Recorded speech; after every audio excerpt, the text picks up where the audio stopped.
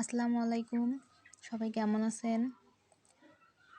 দেখেন আজকে ইটের গাঁথুনির হিসাব কিভাবে বের করতে হয়, অর্থাৎ একটি দেয়ালে কতগুলো ইট লাগবে এই হিসাবটা আজকে আমি দেখাবো। তো দেখেন এখানে হচ্ছে প্রথমে লক্ষ্য করতে হবে যে দৈর্ঘ্য কত আছে, উচ্চতা কত আছে। তো এখানে দেখেন দৈর্ঘ্য আছে 12 ফিট আর উচ্চতা 10 ফিট, আর এটা হচ্ছে যে প্রস্থ 5 ইঞ্চি, অর্থাৎ 5 ইঞ্চি দেয়াল গাঁথতে হবে। তো প্রথমে হচ্ছে গাঁথুনির কাজের পরিমাণ লিখে সূত্রটা লিখতে হবে। গাঁথুনির কাজের পরিমাণ অর্থাৎ আমরা যে কাজটা করব তার পরিমাণটা। তো দৈর্ঘ্য প্রস্থ উচ্চতা গুণ দিতে হবে। তো দৈর্ঘ্য প্রস্থ উচ্চতা তো এখানে দেয়াই আছে, 5টা হচ্ছে ইঞ্চিতে আছে, এটাকে আমরা ফিটে করে নিব। ফিটে করে নিতে হলে 5/12 দিতে হবে। 12 দিতে হবে কারণ 1 ফিট সমান 12 ইঞ্চি, এজন্য।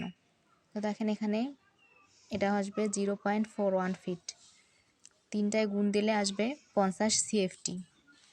এরপর হচ্ছে ইটের পরিমাণটা বের করতে হবে, তাহলে 50-এর সঙ্গে 12 গুণ দিতে হবে। 12টা কেন গুণ দিতে হবে?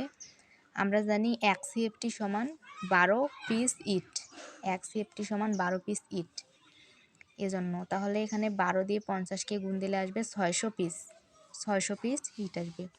এরপর ইটের কাজের শুষ্ক আয়তন বের করতে হবে। শুষ্ক আয়তন বের করতে হলে 35% গুণ দিতে হয়। এটা হচ্ছে আমরা জানি যে শুষ্ক আয়তনের সময় 35% ইটের গাঁথুনির ক্ষেত্রে 35% গুণ হয়।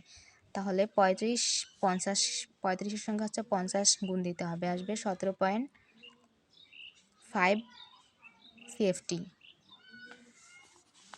এরপর হচ্ছে অনুপাতের যোগফল দিতে হবে, অর্থাৎ আমরা এখানে হচ্ছে ইটের গাঁথুনির হিসাবে ধরে নিয়েছি 1:4 অনুপাতটা। তাহলে এটা হচ্ছে যোগ করলে আসবে 5। তারপর হচ্ছে সিমেন্ট বের করব আমরা।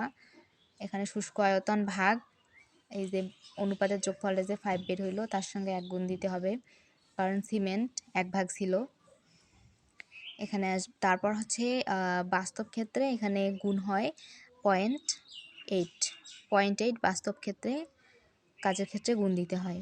তাহলে 0.8 গুণ দিতে হবে। 0.8 গুণ দিলে এখানে আসতেছে 2.8 ব্যাগ, অর্থাৎ 3 ব্যাগ।